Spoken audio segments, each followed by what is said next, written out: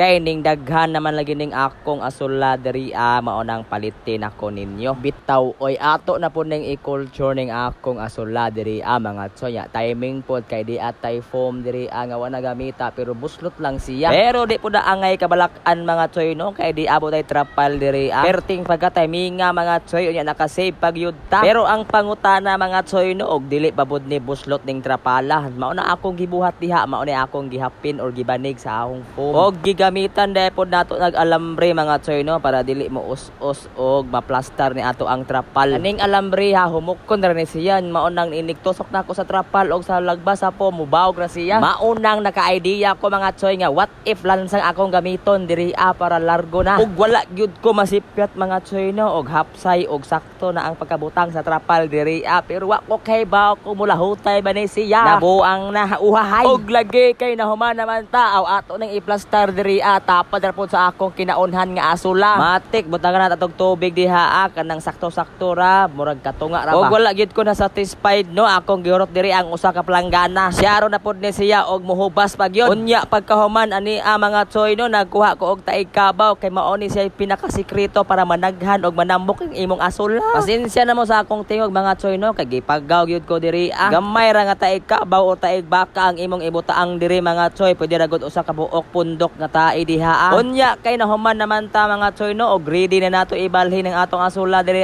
pero gamay ra tong ibalhin kay dali man sila managhan gud. Sumoro to mga tsoy no og daghang salamat sa patan-aw og bunal ra uhahay.